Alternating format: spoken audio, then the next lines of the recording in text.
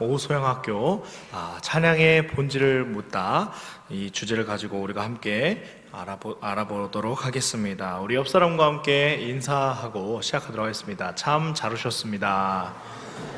네, 참 잘 오셨습니다. 오늘 우리가 찬양을 알아보면서 궁금했던 것들 이것저것 알아보려고 합니다. 여러분, 오늘 핵심은 찬양인데요. 강의 안에 보시면 찬양이 아니라 예배가 먼저 나옵니다. 우리가 찬양을 이야기하려면 예배를 빼놓고 이야기할 수가 없기 때문에 예배를 잠깐 먼저 알아보고 우리가 찬양도 알아보도록 하겠습니다. 여러분 생각하실 때 여러분들이 생각하시는 예배란 무엇입니까? 제가 10초 정도 드릴 테니까 한번 생각해 보십시오. 예배는 무엇인가? 부담 가지지 마시고 답이 딱 나오는 것이 아니니까요. 여러 것들이 나올 수 있으니까. 제가 이렇게 듣기로 정장로님께서 드리는 것이다 이렇게 얘기를 하셨어요. 예배는 드리는 것이다. 자, 어떤 분들이 이렇게 우리의 삶이 예배다 이렇게 얘기하시는 분들도 계십니다. 예배의 넓은 의미로 우리의 삶을 예배라고 하기도 합니다. 그런데 삶이 예배라고 하면 우리가 살기만 하면 다 예배를 드립니까? 우리가 우리 마음대로 살아도 다 예배입니까? 그것은 아니죠. 우리가 예배를 얘기할 때요, 예배의 한자를 보면 예도 예자에 절 배자 이렇게 예배라고 하는데요, 예를 갖추어서 절한다라는 것입니다. 몸을 굽히고 엎드린다, 이것을 하나님의 앞에 나아가서 하면요, 하나님의 권위 앞에 완전히 순복하고 인정하고 또 그 친밀한 관계를 유지하는 것이기도 합니다. 그래서 우리가 예배를 드리려고 할 때 우리의 마음과 우리가 갖출 수 있는 모든 것들을 잘 갖추고 나아갑니다.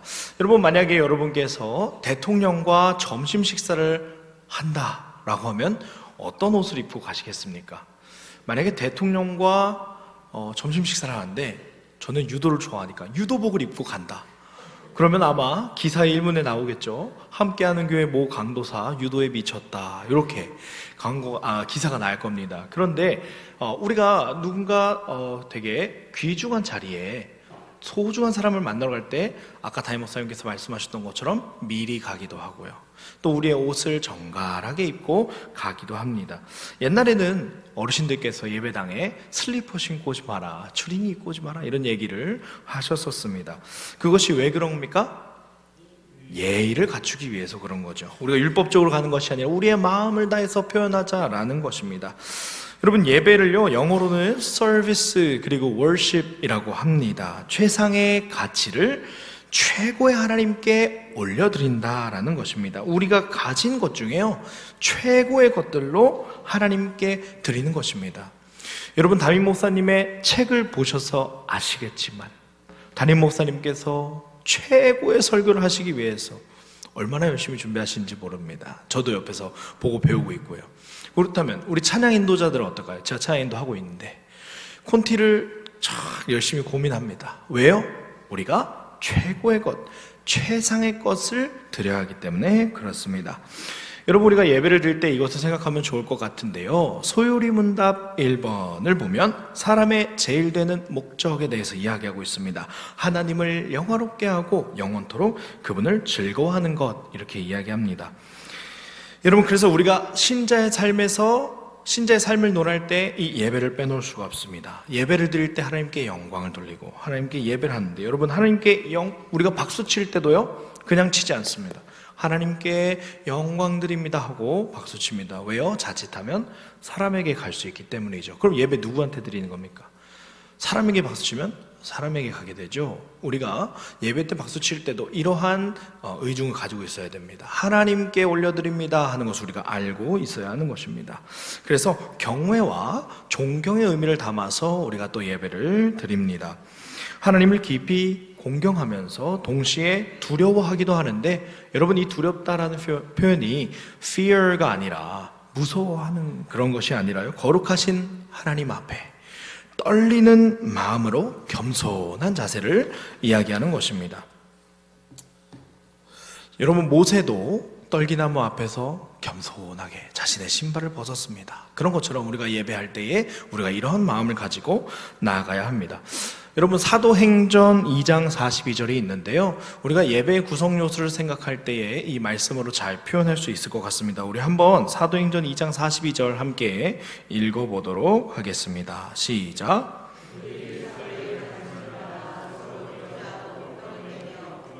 기도를 힘쓰니라. 아멘. 사도의 가르침을 받아서 교제하면서 떡을 떼면서 기도한다, 이렇게 나와 있습니다. 첫 번째로 예배에 뭐가 있어야 됩니까? 사도들의 가르침, 우리에게는 뭐가 있어요? 말씀입니다. 말씀. 성경에 나온 복음을 가르치고 듣는 것이 굉장히 중요합니다. 여러분 요즘에는요 점점 사람들이요 조금 말씀보다는 찬양을 더 좋아하는 것 같아요. 말씀은 때로 젊은 친구들한테 물어보면 말씀 시간 너무 따분해요, 이렇게 얘기하는 친구들도 있습니다. 그래서 찬양 시간을 더욱 좋아합니다. 그래서 찬양할 때는 막 신나게 찬양하다가 말씀만 하면 푹 고개 숙이는 거죠. 그런데 그렇게 예배 드려선 된다 안 된다? 안 됩니다. 안 됩니다. 그렇게 드려서는 안 됩니다. 우리 예배 드릴 때 말씀, 이것이 가장 중요합니다. 두 번째로 서로 교제하는 것, 서로 사귀는 것, 또 그 교제를 통해서 성만찬까지 나아가죠. 예수 그리스도가 우리의 머리임을 깨닫고 주 안에서 하나 되어서 우리가 서로 사랑하고 빵을 떼고 주님의 몸을 십자가에 달리신 것을 우리가 기념합니다. 그리스도의 대속적인 죽음을 우리가 기념합니다. 네 번째로 우리가 예배에 기도를 드립니다. 하나님과 소통하면서 하나님께 기도를 드립니다. 예배도 드리고 기도도 드립니다.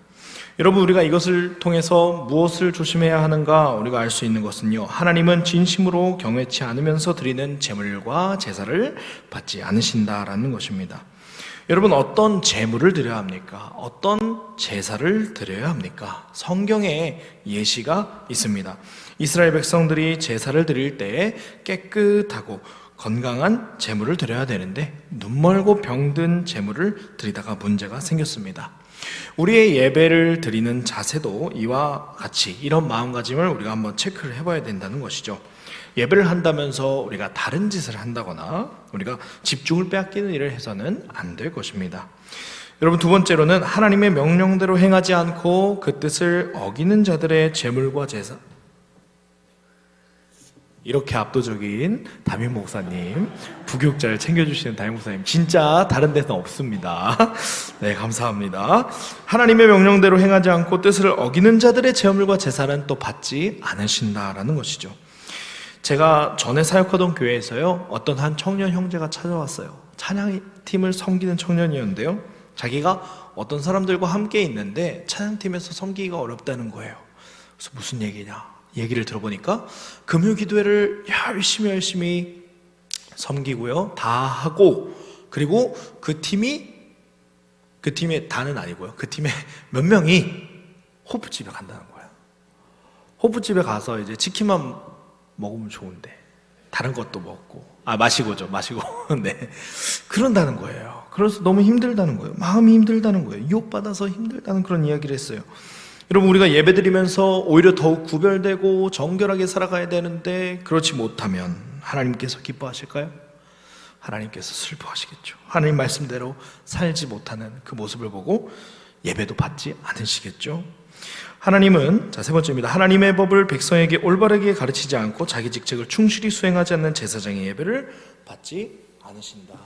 우리가 예배를 맡은 사람들이 어떤 자세를 가져야 되는지 잘 알 수가 있습니다. 예배를 맡은 사람들, 비단 목회자뿐만이 아니라 예배의 순서를 맡은 모든 분들이 해당이 되겠습니다. 여러분 구약시대 때에 제사를 드리다가 말씀대로 드리지 못해서 죽은 경우도 허다합니다. 하나님께서 성소 안에서 드리는 불은 반드시 번제단의 불을 가져오라고 명령하셨는데 나답과 아비후가 이 명령을 어기고 죽었습니다. 우리가 예배할 때에, 우리는 지금 다행히도 그러진 않죠. 그런데 우리가 예배할 때에 조심해야 되는 부분들이 있다라는 것입니다. 우리가 모두 예배 인도자라고 생각하고 순서를 맡은 사람들이 잘 감당해야겠습니다. 여러분 예배에서 볼 수 있는 타 종교와 기독교의 차이점이 있습니다. 여러분 다른 종교는요 사람이 신을 부릅니다. 여러분 우리 무당이 굿하는 것만 봐도요 막 내려오라고 하잖아요. 막 접신한다고 하잖아요. 그러면서 신한테 막 자기한테 오라고 하죠. 무슨 신 오십니다 막 이러면서 불러요. 그럼 그게 참 신이 부르면 오고 가라 그러면 가고 참 그렇습니다. 그런데 하나님께서는 모세를 부르실 때에 먼저 임하시고 떨기나무 불꽃 사건이 기억하시죠? 먼저 모세를 부르셨습니다. 그래서 우리가 받는 것과 드리는 것 또한 잘 알아야 합니다. 계시와 응답의 차이가 있다. 하나님의 부르심에 대한 인간의 응답으로서, 반응으로서, 구원의 감사로서 우리가 예배를 드리게 됩니다. 그래서 예배의 광의적 의미로는 아까 얘기했던 대로 우리의 삶이 예배다. 그리고 협의적인 의미로는 공식 예배, 우리가 드리는 주일 예배, 수요 예배가 하나님께 드리는 예배다. 그래서 마틴 루터는요, 종교개혁자 마틴 루터는 하나님은 성경으로 말씀하시고 인간은 찬송으로 응답한다, 인간은 예배로 응답한다, 이렇게 얘기를 했습니다. 그래서 우리에게는 신자라면 마땅히 드려야 할 것이 예배라는 것입니다. 의무라는 것입니다.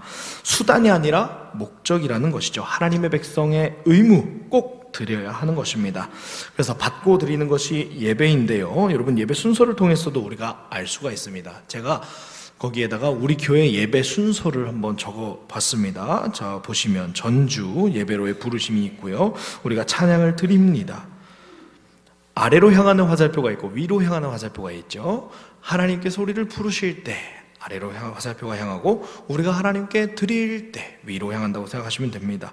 찬양합니다. 우리가 올려드립니다. 예배로의 부름, 목도 후에 예배로의 부름이 있습니다. 그리고 다시 신앙고백을 올려드리고 성시교독, 찬송, 기도, 그리고 예물 봉헌하고 찬양하고 성찬하고, 그 다음에 성경 봉독하고 설교, 하나님의 말씀 우리가 듣습니다. 그렇죠? 우리가 듣습니다. 그리고 기도하고 찬송하고 다시 축도로 예배가 마무리가 됩니다. 이렇게 드리는 것도 있고 받는 것도 있고, 오고 가고 드리고 받는 것이 예배임을 우리가 알 수가 있습니다. 여러분, 그 중에 보시면요, 우리 교회의 순서에 가장 많은 것이 뭐예요?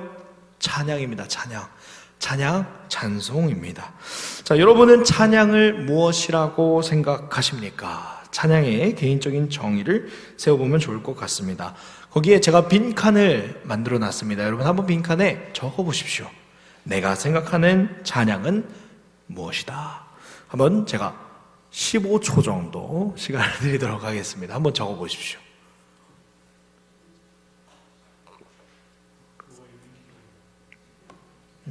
맞습니다. 곡조가 있는 기도라고도 해주셨고요. 남의 거 적지 마시고 자기 생각 적는 겁니다.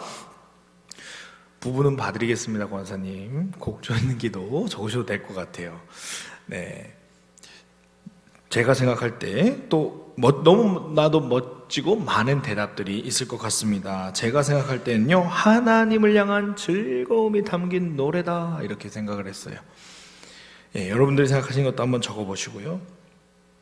또 찬양은요, 저는 이제 임지수다, 이렇게도 표현을 해봤어요.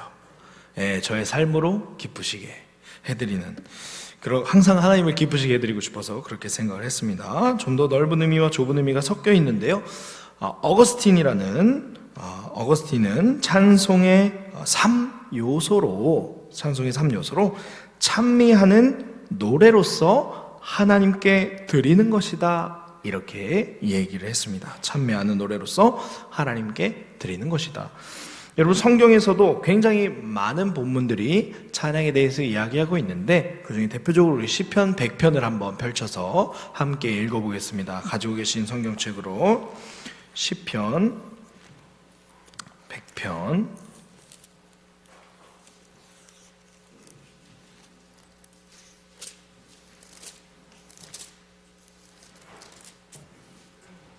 시편 100편, 제가 한 절, 여러분들이 한 절, 마지막 함께 읽어보도록 하겠습니다.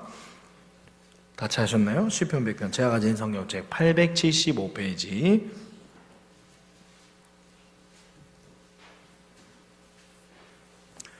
네, 다 찾으신 것 같습니다. 함께 읽겠습니다. 온 땅이여 여호와께 즐거운 찬송을 부를지어다.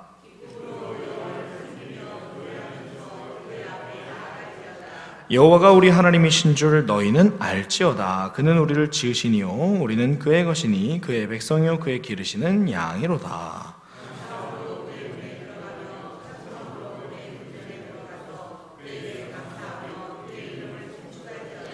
여호와는 선하시니 그의 인자심이 영원하고 그의 성실하심이 대대에 이르리로다. 아멘. 하나님께서 어떤 분이신지에 대해서 이렇게 찬양하고 있습니다. 하나님의 복음에 관한 자랑거리를 말하고 선포하는 것이 찬양이죠.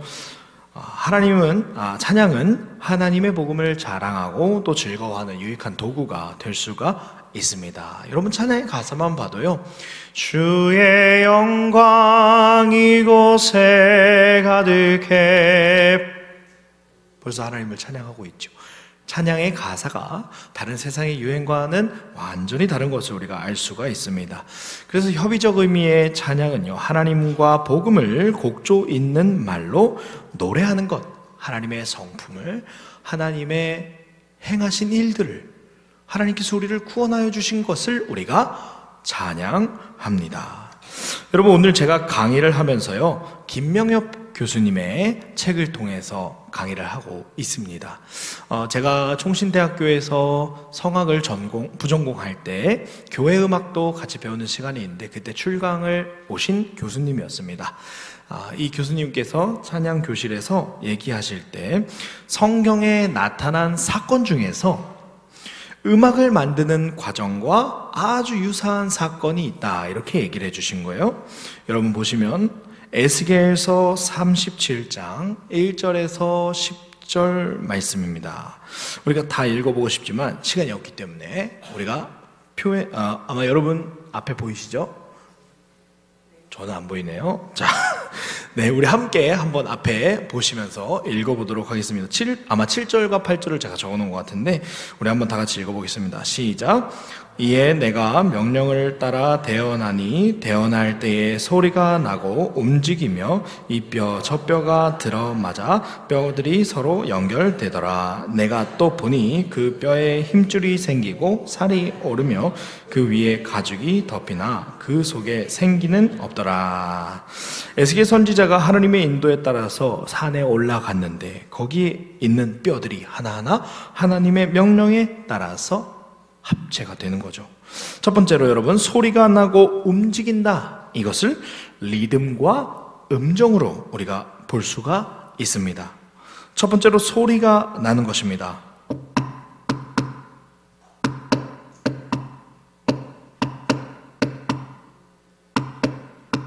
네, 음악으로 말하면 이게 리듬이에요. 박자이죠, 박자. 그리고 아까 리듬과 합쳐서 그 음이 움직였다, 움직이고 소리가 난다, 소리로 따다다다다다 이런 소리들이 합쳐지면, 박자가 합쳐지면 다다다다다다다다다다다다 몇 장이죠? 그 크신 하나님의 사랑, 이렇게 음들과 박자를 맞춰서 노래가 되는 것입니다. 우리가 음악의 요소에 대해서 배울 때에 리듬과 멜로디 이렇게 배웠는데요. 자, 이 두 번째로 이 뼈 저 뼈가 들어맞아서 서로 어떻게 됐대요?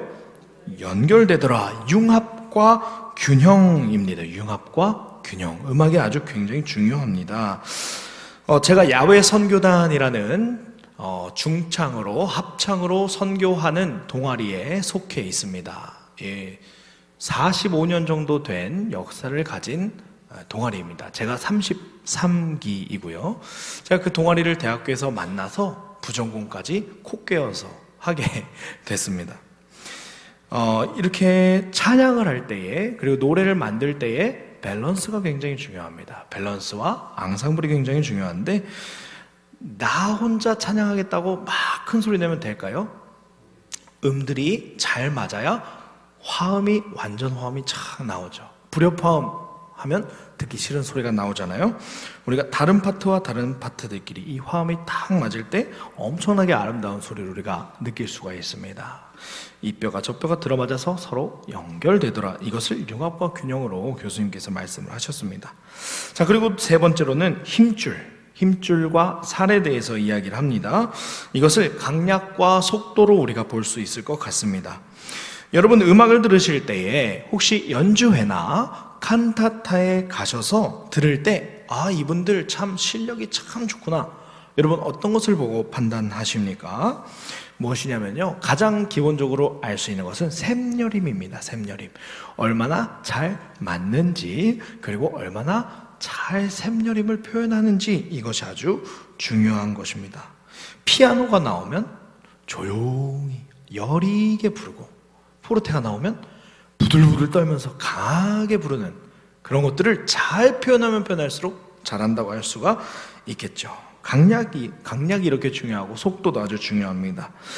찬양을 부를 때요, 주 예수 내 마음에 오심, 약간 타령 같습니다. 그죠?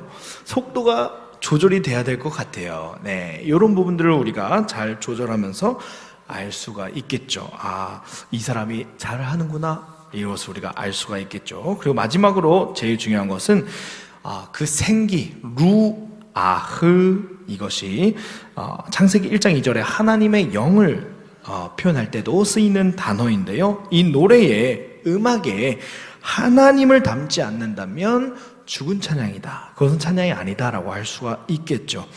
우리가 찬양이라는 것을 얘기할 때에 찬양에 하나님을 표현하는 것이 안 담기면 찬양인가 하는 논란들이 생기기 마련입니다. 여러분들 아실지 모르겠는데 예담팀이라고 있습니다. 그 팀이 하는 찬양에 찬양이라고 했는데 어떠한 하나님을 표현하는 것도 없고 하나님을 찬양하는 내용도 안 담겼어요. 그런데 그걸 예배 때 불렀을 때에 이것이 정말 예배 때 쓰기 적합한 노래냐라는 것에 대해서 논란이 되었었다는 것이죠. 왜요?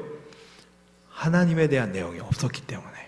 우리가 찬양을 얘기할 때에, 음악을 얘기할 때에 하나님을 담는 것이 굉장히 중요합니다. 자, 여러분, 지금 우리가 계속해서 찬양에 대해서, 또 노래를 만드는 과정에 대해서 이렇게 배웠는데요, 여러분, 빠르기가 중요하고 샘여림이 중요하고 앙상블이 중요하고, 이것을 말로만 들어서보다는 아름다운 찬양을 한번 들어보려고 합니다. 오늘은 특별히 영상을 좀 준비했습니다. 여러분, 찬양의 제목이요, 찬양의 교향악입니다. 찬양의 교향악. 한번 들어보시면서 얼마나 하나님께서 아름답게 음악을 다루시는지 우리 한번 보도록 하겠습니다. 일부러 소리를 키워놨습니다. 크게 들으시라고.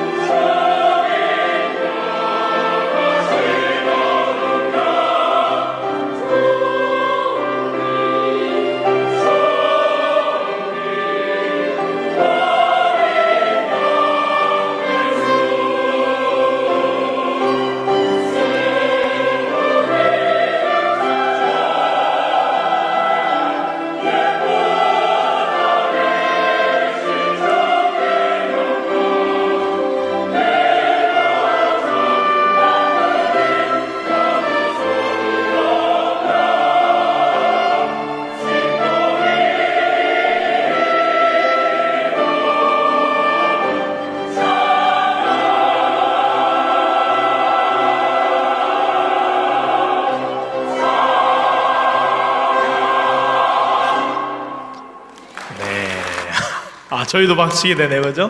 네, 너무 귀한 선거곡인데요. 우리가 들어보니까 어떠세요? 리듬과 음정도 너무 잘 맞고, 저기 있는 몇십 명의 성가대원들과 오케스트라가 리듬과 음정도 잘 맞고, 강약도 너무 좋아요. 그 찬양의 가사 중에 천둥과 번개도 손뼉치네 할 때 피아노가 되는 것이 아니라 가사에 맞춰서 포르테가 됩니다. 주님께 좋은 귀 할 때 포르테를 합니다. 이런 것들이 노래 안에 잘 녹아져 있고, 그리고 가사가 어때요, 여러분? 가사가 너무너무 아름다운 가사예요. 모든 만물들이 손뼉 쳐서 주님의 지휘에 맞춰서 찬양하라, 이렇게 찬양이 만들어진 것을 우리가 보았습니다. 찬양의 요소들을 알면 우리가 이렇게 풍성하게 더욱 많은 찬양들을 즐길 수가 있을 것 같습니다. 우리가 찬양할 때도 더욱 귀하게 찬양할 수 있을 것 같습니다. 다음으로는요, 우리 성가대에 대해서 알아보려고 합니다. 여러분, 찬양을 하는 분들이요, 우리도 찬양하고요, 또 성가대도 찬양을 합니다. 성가대는 성경의 표현으로는 노래하는데 익숙한 자입니다. 노래하는데 익숙한 자.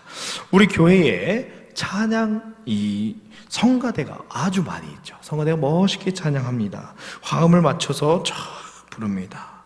성가대도 우리가 이제 한번 볼 건데요. 역대상 25장 1절에서 6절 말씀 우리 한번 찾아볼까요?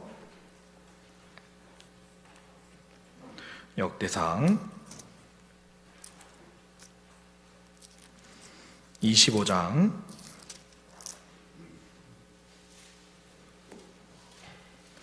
1절에서 5절까지 제가 한 절, 여러분들이 한 절 읽도록 하겠습니다. 647페이지입니다. 제가 가진 성경으로.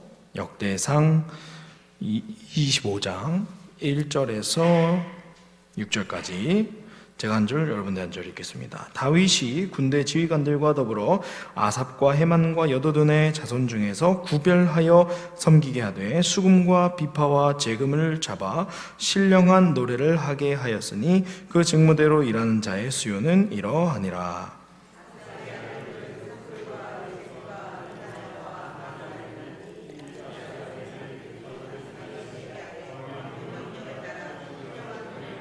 여둔에게 이르러서는 그의 아들들 그달리아와 스리와 여사야와 시므이와 하사랴와 마띠디아 6사람이니 그의 아버지 여둔의 지휘 아래에 수금을 잡아 신령한 노래를 하며 여호와께 감사하며 찬양하며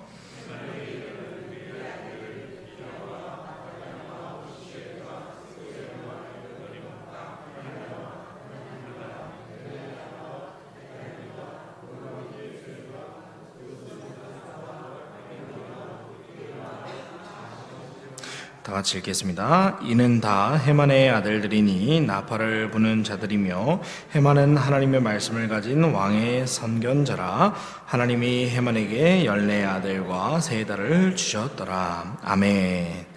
네, 오늘 우리가 보니까요, 성가대는요, 구별하여 섬기는 자입니다. 구별하여 섬기는 자.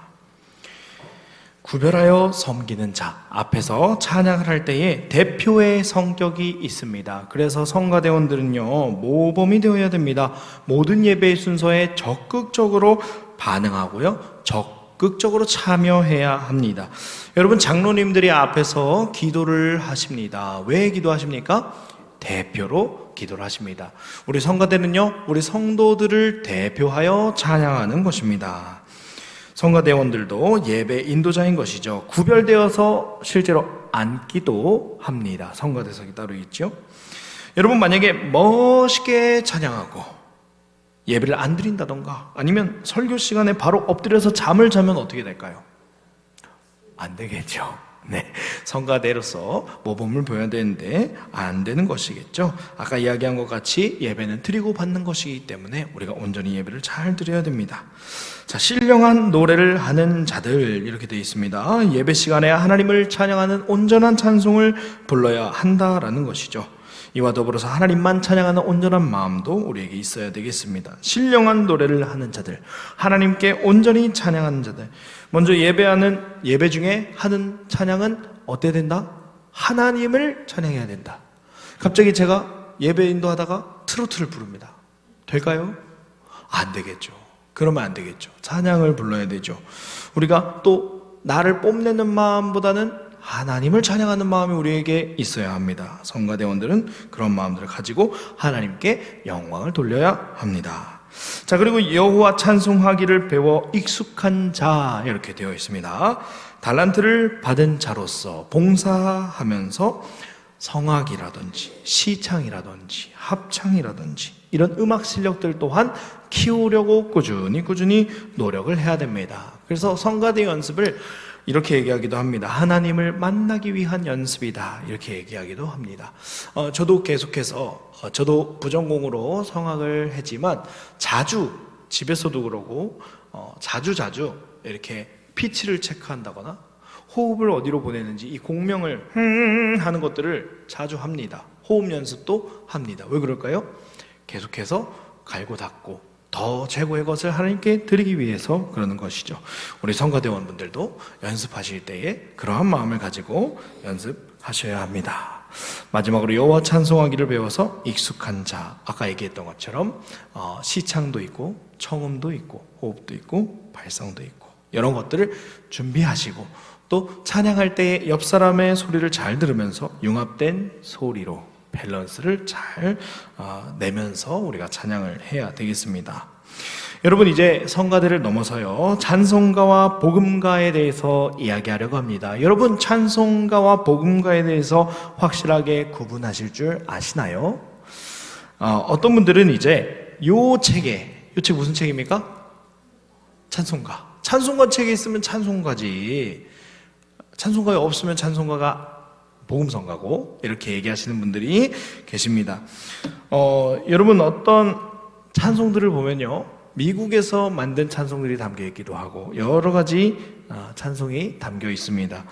어떤 한 목사님께서요, 미국으로 유학을 가신 거예요. 미국에서 유학을 가서 이 교회 저 교회 여러 교회 이렇게 돌아다니셨는데 한국에서 부르는 찬송가들을 왜 안 부르지? 이렇게 궁금해 하신 거예요. 반년이 지나도록 자기가 아는 찬송가가 왜 안 나올까? 이렇게 생각을 하신 것이죠. 그래서 동료 미국인 신학생한테 물어봤다고 합니다. 왜 한국에서 부르는 찬송가들을 미국에서 안 부르는 거야? 이것도 다 미국에서 만든 찬송인데 왜 안 불러? 하고 물어봤다라는 거죠. 그러니까 그 미국인 동료가 그러면 뭐 어떤 찬송이야? 너가 아는 그 찬송들은 무슨 찬송이야? 이렇게 얘기하니까 그분이 이렇게 대답했대요. 이 세상 험하고 나 비록 약하나, 이런 찬양이나 대사들 넘어 험곡에 가도, 이런 찬양들 왜 안 부르는 거야? 하니까 그 친구가 그러는 거예요. 껄껄껄껄 웃으면서 그 미국인 친구가 그건 찬송가가 아니야, 이렇게 얘기했다는 거예요. 여러분, 대사를 넘어 험곡에 가도 여기 있지 않나요? 찬송가에 들어있는데 왜 이걸 찬송가가 아니라고 할까? 우리가 오늘 이것을 알아볼 것입니다.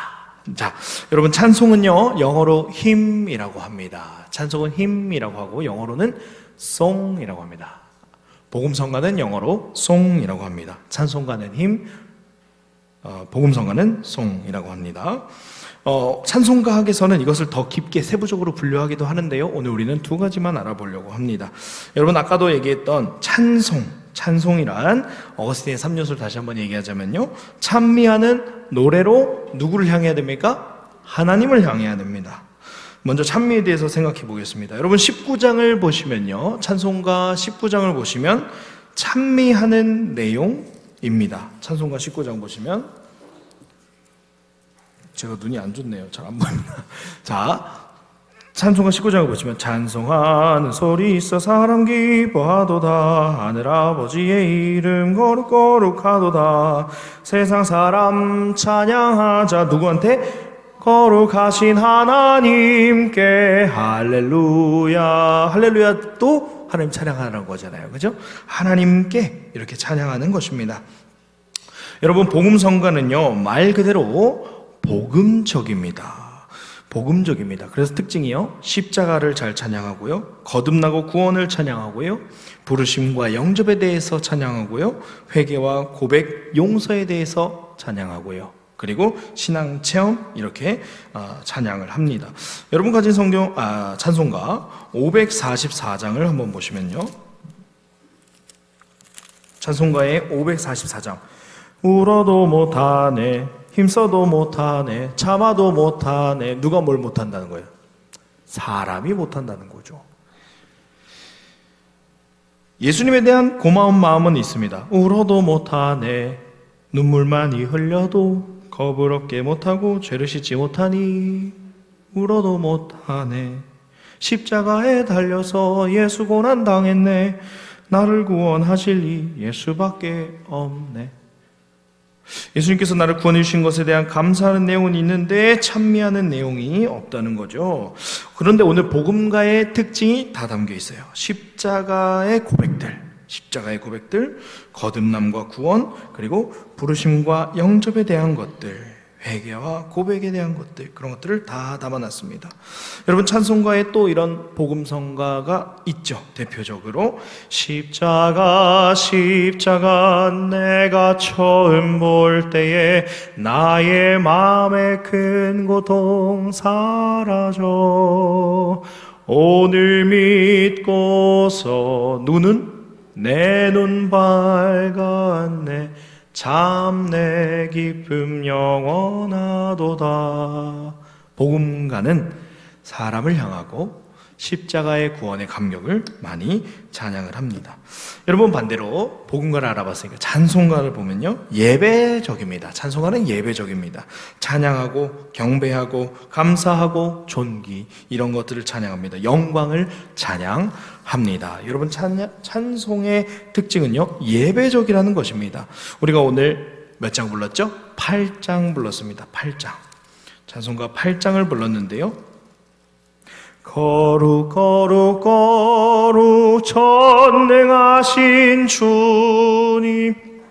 전능하신 주님을 벌써 찬양하는 것이 착 나옵니다. 하나님의 임재를 나타내는 모습, 거룩하시다, 이것을 찬양하는 것이죠.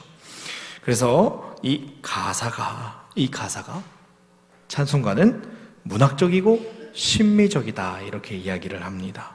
시와 같다는 거예요. 마치 시와 같다라는 겁니다.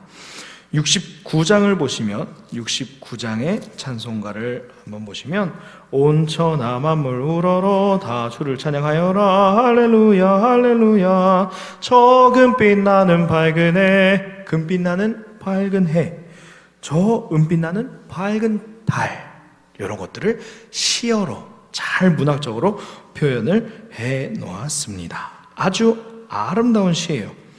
성 프란시스가 이탈리아어로 쓴 시를 영어로 번역하고, 그리고 그 영어로 번역한 걸 한국말로 번역한 것이 이 69장 찬송입니다.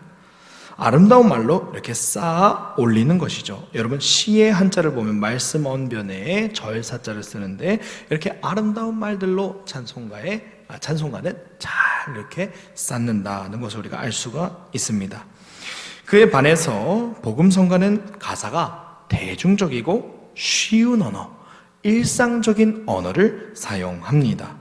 집회 때 쓰기 때문에 그렇습니다. 대각성운동, 대붕운동 때, 사냐 집회 때 하는 겁니다. 여러분, 273장 한번 펴보시겠습니까? 이번에는 한번 펼쳐서 보도록 하겠습니다. 273장, 우리가 아주 잘 부르는 찬양이에요. 다 펼치셨나요? 273장. 나 주를 멀리 떠났다 이제 옵니다. 나 죄의 길에 시달려 주여 옵니다. 불러보세요. 이제 왔으니 내 집을 찾아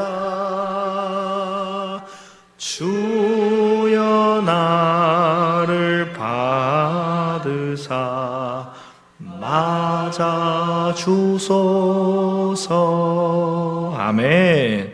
여러분, 대각성 운동, 대부흥 운동, 몇천 명이 함께 모여서 예배할 때에요, 한 명 한 명 종이 언제 나눠주고 있어요. 이렇게 후렴을 딱 만들어서 다 같이 부를 수 있게. 여러분, 그때 당시에는 발런티어들이 있었다고 합니다. 그래서 성가대로 섬길 사람들 몇십 명 정도만 악보를 나눠주는 거예요. 그래서 앞에 1, 2, 3, 4, 5절 이것을 앞에 나온 성가대원들이 부르면 회중들이 화답하듯이 나 이제 왔으니 이렇게 찬양을 주고받고 부르는 것입니다. 여러분, 그렇게 우리가 잘 아는 이 273장인데 여러분 오른쪽에 보시면요, 나 주를 멀리 떠났다 오른쪽 상단에 보시면 숫자가 하나 써져 있습니다. 8585 REF 이렇게 써져 있습니다. 8585 REF. 혹시 무엇인지 아십니까? 이 뭐지? 8585 REF 뭐 빨리빨리 뭐 하라는 건가? 8585 잘 보십시오. 나 주를 멀리 떠났다. 8글자죠? 이제 옵니다. 나 죄의 길에 시달려 주여 옵니다. REF는 뭐예요? 후렴이에요, 후렴. 자, 그래서요, 복음성가는 이렇게 치수를 가지고 있어요. 이렇게 정해진 치수가 있어가지고 요거에서 멜로디를 이 하나의 멜로디에 여러 가지 가사를 붙여서 쓸 수가 있는 거예요. 8585에 맞는 가사들을 붙여서 이렇게 부르곤 했다라는 것이죠. 가사를 보면 여러분 어떠세요? 가사가 굉장히 쉽죠. 존귀하신 주님, 찬송가 이런 것보다는 조금 쉬운 가사입니다. 보시면 나 주를 멀리 떠났습니다. 근데 다시 옵니다. 나 죄의 길에 시달려서 주님께 다시 갑니다. 나 이제 왔으니 주님 나를 맞아주세요. 여러분 어때요? 우리 일상에서 쓰는 단어들이에요. 이거는 복음의 긴급성이라고 하는데요, 이것을 언제 불렀다고 했죠? 집회 때. 여러분, 급하게 이 영혼 구원 받아야 되는 사람들이 많이 있습니다. 그 사람들에게 어려운 단어보다는 쉬운 단어로 이렇게 찬송가를 만들어서 함께 불렀다는 것이죠. 여러분, 불났을 때 우리가 뭐라고 합니까? 불이야! 라고 하지. 누가 오 화려한 홍염이요, 아름다운 불이로구나, 이렇게 하시는 분 계시나요? 빨리빨리 즉각적으로 알려야 되기 때문에 불이야! 라고 하잖아요. 그렇죠? 그래서 이때 당시에도 사람들이 쉽게 이해할 수 있도록 이러한 언어를 사용해서 만들었습니다. 그래서요, 찬송가의 음악적인 분류를 보면요, 이거는 클래식 뮤직이에요. 클래식한 겁니다. 클래식, 예술적인 가치가 높다. 클래식의 뜻이요, 우리가 고전 음악만 생각을 하는데 인류의 최고 수준의 대표적인 이런 뜻을 가지고 있습니다. 여러분 25장 찬송 면류관 벗어서 잘 아시죠? 면류관 벗어서 이 찬양에서 복음성가처럼 코드를 붙이면요, 베이스가 아주 쉬워져요. 도파솔 1도 4도 5도 면류관 벗어서 주 앞에 들이세, 이렇게 하면 복음성가처럼 부를 수 있는 거예요. 그런데 그렇게 화음이 구성이 되어 있지 않습니다. 더 어렵게 되어 있어요. 왜 이렇게 어렵게 만들어 놨을까요? 우리가 더 좋은 것을 드리기 위해서 더 깊고 더 예술적인 가치를 담으려고 이렇게 만드는 것이죠. 이렇게 아름다운 예술, 유행 타지 않는 것, 최고 수준의 것으로 찬송가를 만들게 됩니다. 그래서 할아버지도 부르고요, 아버지도 부르고 자녀들이 부르는 그런 곡입니다. 자, 복음성가는 반대로요, 클래식 뮤직의 반대로 라이트 뮤직이라고 합니다. 부르기 쉽고 재밌고 반복적인 음악입니다. 289장에 여러분, 아까 제가 289장 살짝 불렀었는데요, 289장에 주 예수 내 마음에 오심, 제가 한번 할머니 할아버지 집에서 예배를 드렸을 때가 기억이 납니다. 굉장히 천천히 이렇게 부르시더라고요. 살짝 타령같이 이렇게 부르시는 거예요. 그런데 여러분, 이것을 만든 원작자들이 부르는 것을 들어보면요, 미국 사람들이 아주 신나게 부릅니다. 주 예수 내 마음에 오심, 주 예수 내 마음에 오심, 뻔뻔뻔, 이렇게 부른다는 거예요. 왜? 다 같이 신나게 그 집회에서 다 같이 신나게 부르고 빨리 예수 믿고 구원받자 이렇게 하면서 뻔뻔뻔뻔 부른다는 것이죠. Sing Jesus, it came to my heart 이렇게 다 같이 화음을 넣어서 빠르게 이렇게 부릅니다. 여러분, 이런 찬양 재밌게 불러야 사람들 모이죠. 네, 집회 때 사람들 많이 모여서 재밌게 부르고 빨리 구원 얻으라고 이렇게 만듭니다. 여러분, 찬송가는 그래서 하나님을 향한다 그러고요, 복음가는 사람을 향한다 이렇게 얘기합니다. 찬송가는 하나님을 향한다, God word 이렇게 부르고, 복음가는 사람을 향한다, man word 이렇게 부릅니다. 다 감사드리세 온 마음을 주께 바쳐. 찬송가는 주님을 향합니다. 복음가는 오라 오라 방황치 말고 오라. 누구한테 오라는 겁니까? 하나님 오세요? 아니죠. 사람들에게 주님께로 빨리 오십시오 이렇게 하는 거죠. 그래서 복음성가는 사람들을 향한다라는 것입니다. 찬송가와 복음성가의 분위기로 이제 거의 마지막을 향해 가고 있는데요. 찬송가는 밝고 기쁘고 명랑하고 경건하고 서정적이고 면류관 벗어서 대관식같이 빰빰빰빰 이렇게 찬양하죠. 그리고 복음성가는요, 내가 죄인이라 가지고 슬픈 것도 있고요, 구원받아가지고 기쁜 것도 있고 이런 것들이 있어요. 자, 내용은 찬송가가 성경적이고 객관적이고 공동체적이고 하나님 중심적인 가사를 가지고 있습니다. 복음성가의 내용은 체험적이고 주관적이고 개인적이고 인간 중심적인 그러한 내용을 가지고 있습니다. 여러분, 제가 거기에 빈칸으로 찬송가는 뭐가 있다, 그리고 복음가는 뭐가 없다 이렇게 적어놨습니다. 뭘까요? 방금 살짝 들렸어요. 아멘입니다. 아멘. 찬송가는 아멘이 있고 후렴이 없습니다. 복음가는 아멘이 없고 후렴이 있습니다. 반대죠. 왜 그럴까요? 찬송가는 하나님께 드려지기 때문에 아멘이 있는 거예요. 우리가 가진 복음성가는 사람에게 가기 때문에 아멘이 없어요. 그런데 여러분, 우리가 가진 이 찬송가에는 거의 대부분 아멘이 많이 있죠. 왜 그럴까요? 왜 아멘이 있을까요? 당시에 이제 여러 교단에서 이 찬송가를 만들 때에 목사님들끼리 머리를 맞대고 만드셔가지고 아멘이 그래도 있으면 좋은 거 아니야? 하고 이렇게 많이 넣으셨어요. 그래서 아멘이 있습니다. 그런데 우리가 아멘을 할 때도 우리가 알고 하면 좋잖아요. 찬송가 하나님께 드려지기 때문에 우리가 이럴 때 아멘 하는구나. 복음성가는 아멘이 이래서 없구나. 이것을 우리가 알면 좋겠습니다. 아까 후렴은 왜 있다 그랬죠? 집회 때 다 같이 반복해서 많이 부르려고, 재미있게 부르려고 후렴이 있다라는 것입니다. 여러분, 오늘 강의를 이제 마치면서요, 한 가지 여러분께 부탁드릴 것은요, 찬송가가 좋은 것이다, 찬송가가 고급스럽다, 복음성가는 좋지 않다, 이런 얘기를 하는 것이 아닙니다. 둘 다 하나님께서 주신 아름다운 찬양들입니다. 저는 찬양부터 아주 찬송가, 클래식한 찬송가부터 요즘 밴드 찬양까지 다 이렇게 좋아하는데요. 여러분, 지나가시다가 혹은 집에서 찬송을 들으실 때에 오늘 들으셨던 이 강의를 기억하시면서 맞다, 찬양 이래서 아멘을 하는 거였지, 이렇게 기억나면 너무너무 좋을 것 같습니다.